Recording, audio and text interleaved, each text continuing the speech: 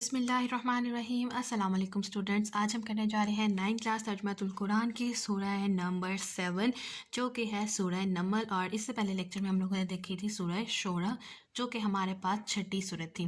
آج کا ہمارا لیسن ہے سورہ نمل کا جو کہ ہمارے پاس 7ویں صورت ہے، اور پیج نمبر 88 سے ہمارے پاس یہ سٹارٹ ہو رہی ہے۔ تو چلے سٹارٹ کرتے ہیں۔ پیج نمبر 88 سورہ نمل۔ اسی طریقہ کار کے مطابق اپنے لیکچر کو پڑھیں گے۔ سب سے پہلے ریڈ آؤٹ کریں گے کمپلیٹ صورت کے تعارف کو، اس کے مضامین کو، اس کے کچھ اہم پوائنٹس کو، اور اس میں دیکھیں گے کون کون سی دعائیں اور حدیث نبی صلی اللہ علیہ وآلہ وسلم اس میں ہمیں ملیں گی۔ اور پھر ہم آگے موو کریں گے ایکسرسائز کی طرف، جس میں ہمارے پاس شارٹ آنسرز ہوں گے، خلاصہ اور مفصل مضمون ہوگا۔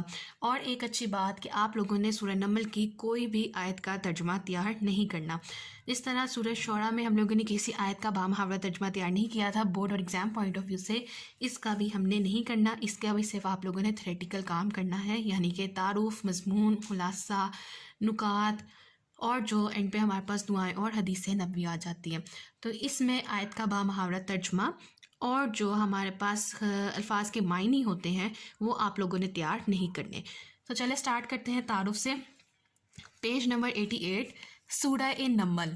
سورہ نمل مکی صورت ہے، اسے انڈر لائن کر لیجئے ایم سی کیو اور شارٹ دونوں کے لیے۔ اس میں 93 کہتے ہیں 93، اس میں 93 آیات ہیں، اس کو بھی انڈر لائن کیجئے ایم سی کیوز اور شارٹ دونوں کے لیے۔ نیکسٹ آ جاتا ہے ہمارے پاس تعارف۔ نمل کا معنی ہے چونٹی، اس کو مارک کیجیے ایم سی کیوز کے لیے۔ اس صورت کی آیت 18 میں حضرت سلیمان علیہ السلام کا واقعہ بیان کیا گیا ہے کہ جب وہ چونٹیوں کی وادی کے پاس سے گزرے تھے، اس لیے اس صورت کا نام سورہ نمل ہے۔ تو پہلے ان 2 لائنز میں انہوں نے ریزن ایکسپلین کیا ہے کہ سورہ نمل کا نام نمل کیوں رکھا گیا، کیونکہ نمل کا جو معنی ہے وہ چونٹی ہے، اور اس صورت کی 93 آیات میں سے آیت نمبر 18 میں حضرت سلیمان کا واقعہ بیان کیا گیا ہے جب وہ چونٹیوں کی وادیوں کے پاس سے گزرے تھے، اور اسی وجہ سے اس صورت کا نام سورہ نمل مشہور ہو گیا۔ سورہ نمل پچھلی صورت سورہ شعراء کے فوراً بعد نازل ہوئی۔ یہ بھی آپ سے پوچھا جا سکتا ہے کہ سورہ نمل کس صورت کے فوراً بعد نازل ہوئی؟ سورہ شعراء کے بعد۔ تو اس کو بھی آپ نے M C Qs point of view کے لیے مارک کرنا ہے، اور شارٹ آنسرز دونوں کے لیے امپورٹنٹ ہے۔ نیکسٹ انہوں نے اس کے خلاصے کے بارے میں بتایا ہے کہ سورہ نمل کا خلاصہ ہمارے پاس کس پہ بیس کر رہا ہے؟ اسلام کے بنیادی عقائد کا اور کفر کے برے نتائج کا بیان ہے۔ تو 2 چیزیں اس میں بیان کی گئی ہیں، اسلام کے بنیادی عقائد اور کفر کے برے نتائج۔ یہ ہمارے پاس ہو گیا تعارف۔ نیکسٹ آ جاتے ہیں مضامین کی طرف۔ سورہ نمل کے آغاز میں قرآن مجید سے ہدایت حاصل کرنے والوں کی صفات بیان کی گئی ہیں۔ یہ فرسٹ لائن ہی بہت امپورٹنٹ ہے کہ قرآن مجید کے آغاز میں سورہ نمل میں کس کی ہدایت حاصل کرنے والوں کی صفات بیان کی گئی، کس چیز سے ہدایت حاصل کرنے والوں کی صفات بیان کی گئی ہیں، تو وہ ہمارے پاس آنسر آئے گا قرآن مجید سے ہدایت حاصل کرنے والوں کی صفات بیان کی گئی ہیں سورہ نمل کے آغاز میں۔ پھر حضرت موسیٰ علیہ السلام، حضرت سلیمان علیہ السلام، حضرت صالح علیہ السلام اور حضرت لوط علیہ السلام کے واقعات بیان کیے گئے ہیں۔ تو سورہ نمل میں کون کون سے 4 اہم شخصیات کے واقعات بیان ہوئے ہیں؟ حضرت موسیٰ، حضرت سلیمان، حضرت صالح اور حضرت لوط۔ یہ بھی آپ کے پاس شارٹ اور ایم سی کیوز دونوں کے لیے امپورٹنٹ ہے۔ حضرت سلیمان علیہ السلام کا واقعہ زیادہ تفصیل سے بیان کیا گیا، لیکن جو میجر پارٹ ہے اس صورت میں وہ حضرت سلیمان علیہ السلام کا ہے جب وہ چونٹیوں کی وادی کے پاس سے گزرے تھے، اس طرح کا واقعات اس میں زیادہ ایکسپلین کیے گئے۔ حضرت سلیمان حضرت داؤد علیہ السلام کے بیٹے تھے۔ اسے مارک کیجیے ایم سی کیوز کے لیے کہ حضرت داؤد کے بیٹے کون تھے؟ حضرت سلیمان۔ یا آپ سے اس طرح سے بھی پوچھا جا سکتا ہے کہ حضرت سلیمان کے والد کا نام کیا تھا؟ حضرت داؤد۔ تو دونوں ٹیکنیک سے یہ آپ سے پوچھا جا سکتا ہے۔ اللہ تعالیٰ نے حضرت سلیمان علیہ السلام کو دولت، حکومت اور شان و شوکت سے نوازا تھا اور بہت سے معجزات عطا کیے تھے۔ پھر یہ بھی آپ کے پاس شارٹ کے لیے امپورٹنٹ ہے کہ اللہ تعالیٰ نے حضرت سلیمان کو کن کن چیزوں سے نوازا تھا؟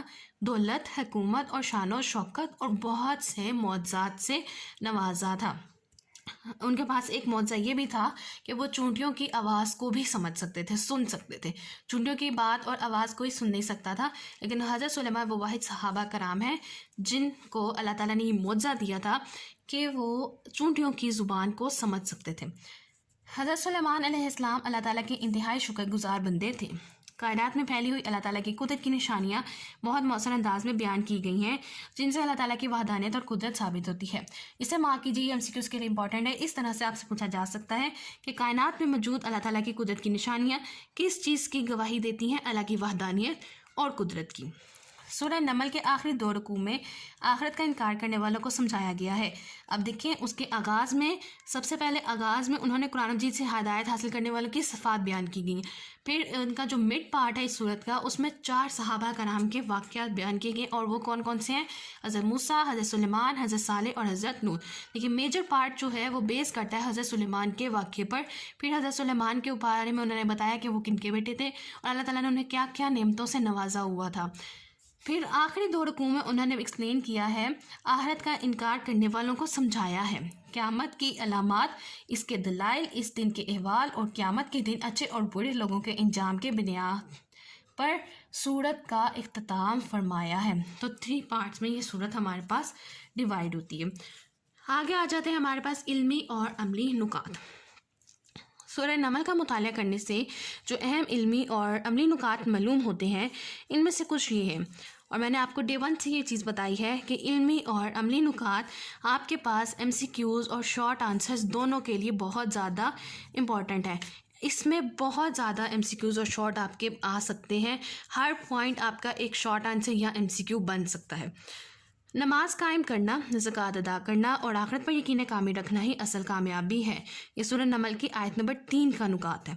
حضرت سلیمان کی طرح ہمیں بھی اللہ تعالیٰ کی نعمتوں کا شکر ادا کرتے ہوئے زندگی گزارنی چاہیے، یہ آیت نمبر 19 ہے۔ ہمارے تمام ذہنی اور جسمانی صلاحیتیں اور دنیا کی تمام نعمتیں اللہ تعالیٰ کا فضل ہے۔ اللہ تعالیٰ ہی لاچار اور پریشان لوگوں کی فریاد سنتا ہے، اس لیے ہمیں ہر مصیبت میں صرف اللہ تعالیٰ کو پکارنا چاہیے۔ رزق عطا فرمانے والا اللہ تعالیٰ ہے، ہمیں حرام طریقوں سے رزق حاصل کر کے اللہ تعالیٰ کو ناراض نہیں کرنا چاہیے۔ یہ آپ کے پاس MCQs کے لیے امپورٹنٹ ہے، اور آپ سے اس طرح سے پوچھا جا سکتا ہے کہ کس طریقے سے کمایا گیا رزق اللہ تعالیٰ کی ناراضگی کا باعث بنتا ہے؟ حرام طریقے سے کمایا گیا رزق اللہ تعالیٰ کی ناراضگی کا باعث بنتا ہے۔ حق کا انکار کرنے والے مردوں، بہروں اور اندھوں کی طرح ہیں جنہیں قرآن مجید سے کوئی نصیحت حاصل نہیں ہوتی۔ تو حق کا انکار کرنے والے حق کا انکار کرنے والوں کو کس سے مشابہت دی گئی ہے؟ مردوں، بہروں اور اندھوں سے انہوں نے اس چیز سے مشابہت دی ہے جو قرآن مجید سے کوئی بھی کسی بھی قسم کی ہدایت حاصل نہیں کرتے۔ دین کی دعوت دینے والوں کو قرآن مجید کے ذریعے لوگوں کو خبردار کرتے رہنا چاہیے۔ اور لاسٹ ہے، ہم جو اعمال بھی کرتے ہیں اللہ تعالیٰ کو ان کی خوب خبر ہے، اور قیامت کے دن ان کا فیصلہ ہو جائے گا۔ تو یہ تھی ہمارے پاس سورہ نمل کا تعارف، مضامین اور علمی اور عملی نکات، اور مجھے امید ہے کہ آپ لوگوں کو یہ لیکچر جو ہے وہ سارا سمجھ آ گیا ہوگا۔ آگے دیکھتے ہیں سورہ نمل کی انہوں نے آیات، پوری سورہ نمل انہوں نے یہاں پہ لکھی ہوئی ہے، لیکن ہم نے کوئی بھی آیت کا ترجمہ نہیں پڑھنا، اور آپ اپنی فار دا انفارمیشن انکریز کرنے کے لیے آپ اس کا ترجمہ یا عربک جو ہے جو بھی آپ کا دل چاہے آپ اس کو ریڈ آؤٹ کر سکتے ہیں۔ تو صرف MCQs کے لیے ہمارے پاس امپورٹنٹ ہے، آیات 93 ہیں، رکوع اس کے ہمارے پاس 7 ہے، اور سورہ نمل مکی صورت ہے، آیات 93، رکوع نمبر 7۔ تو یہ ہمارے پاس بس امپورٹنٹ ہے MCQs کے لیے۔ آگے چلتے ہیں اس کی ایکسرسائز کی طرف، اور لاسٹ پہ اس کی ہے ایک ہی دعا ہے اس صورت میں، پیج نمبر 98 پہ ہے۔ ترجمہ ہے یہ سورہ نمل کی آیت نمبر 19 کا، اور مجھے اپنی رحمت سے اپنے نیک بندوں میں داخل فرما۔ تو یہ دعا ہے جو کہ آپ لوگوں نے یاد کرنی ہے اپنے مفصل مضمون میں لکھنے کے لیے، تاکہ آپ کے پاس سورہ نمل میں لکھنے کے لیے کوئی ریفرنس موجود ہو، کیونکہ ہم نے باقی یاد تیار نہیں کرنی، تو ایک دعا آپ لوگ ضرور تیار کیجیے جو آپ مفصل مضمون میں لکھ سکیں، اور چھوٹی سی آیت ہے، اس کی عربک بھی بہت آسانی سے یاد ہو جائے گی اور ترجمہ بھی یاد ہو جائے گا انشاءاللہ۔ اور اگر کسی کو عربک یاد کرنے میں پرابلم ہوتا ہے تو پھر وہ ترجمے پہ جا سکتا ہے۔ آگے آ جاتے ہیں مشق کی طرف۔ سب سے پہلا آ جاتا ہے درست جواب کی نشاندہی۔ فرسٹ MCQ ہے ہمارے پاس، نمل کا معنی ہے چونٹی۔ سیکنڈ، سورہ نمل میں سب سے تفصیلی تذکرہ ہے حضرت سلیمان کا۔ نمبر 3، دین کی دعوت دینے والوں کو لوگوں کو خبردار کرنا چاہیے قرآن مجید کے ذریعے۔ نمبر 4، سورہ نمل کے شروع میں ان لوگوں کی صفات بیان کی گئی ہیں جو ہدایت حاصل کرتے ہیں قرآن مجید سے۔ لاسٹ ہے ہمارے پاس، ہمارے اعمال کا فیصلہ ہوگا قیامت کے دن۔ نیکسٹ آ جاتے ہیں ہمارے پاس مختصر جوابات، اور پہلا سوال ہے سورہ نمل کو یہ نام کیوں دیا گیا، اور اس کا آنسر ہے آپ کا پیج نمبر 88 سورہ نمل، اور فرسٹ 2 لائنز ہمارے پاس اس کا آنسر ہے۔ سورہ نمل کو یہ نام کیوں دیا گیا؟ نمل کا معنی ہے چونٹی، इस सूरत की आयत 18 में हज़रत सुलेमान का वाक़या बयान किया गया है कि जब वो चूंटियों की वादी के पास से गुजरे थे, इसलिए इस सूरत का नाम सूरह नम्ल है। तो ये इन 2 लाइन्स में सूरह नम्ल के नाम की वजह एक्सप्लेन की गई है। नंबर 2, सूरह नमल का खुलासा लिखिए, और इसका आंसर है आपके पास पेज नंबर 88। तारुफ इसकी हेडिंग है, सूरह नमल का खुलासा इस्लाम के बुनियादी अकायद का और कुफ्र के बुरे नताइज का बयान है। आगे आ जाता है नंबर 3 MCQ। सूरह नमल के अहम इल्मी और अमली नुकात में से 2 तहरीर करें, और इसका आंसर है हमारे पास पेज नंबर 89। आप कोई से भी 2 पॉइंट्स लिख सकते हैं, इसमें 6 से 7 पॉइंट एक्सप्लेन किए गए हैं। आप कोई से भी 2 पॉइंट्स लिख सकते हैं जो आपको ज़्यादा आसान लगते हैं। मैंने फर्स्ट 2 मार्क किए हैं, जो कि सूरह नमल की आयत नंबर 3 का है और सूरह नमल की आयत नंबर 19। नमाज कायम करना, ज़कात अदा करना और आखिरत पर यकीन कामिल रखना ही असल कामयाबी है। हज़रत सुलेमान की तरह हमें भी अल्लाह ताला की नेमतों का शुक्र अदा करते हुए ज़िंदगी गुजारनी चाहिए। और लास्ट इसमें शॉर्ट आंसर है हमारे पास कि सूरह नमल में हज़रत सुलेमान का जिक्र किस तौर पर आया है, और इसका आंसर है आपके पास पेज नंबर 88। ये 3rd शॉर्ट, और यहाँ पे आ जाता है हमारे पास 4th शॉर्ट। फिर आप पहले लिखेंगे कि हज़रत सुलेमान का सूरह नमल में हज़रत सुलेमान का वाक़या बयान किया गया है कि जब वो चूंटियों की वादी के पास से गुजरे थे, इसीलिए इस सूरत का नाम सूरह नमल रखा गया। फिर आप आगे आएंगे मज़ामीन की हेडिंग में 2nd पैराग्राफ जो है वो कंप्लीट इसका आंसर होगा। हज़रत सुलेमान का वाक़या ज़्यादा तफसील से बयान किया गया है। हज़रत सुलेमान हज़रत दाऊद अलैहिस्सलाम के बेटे थे। अल्लाह ताला ने हज़रत सुलेमान को दौलत, हुकूमत और शान व शौकत से नवाजा था और बहुत से मौजात अता फरमाए थे।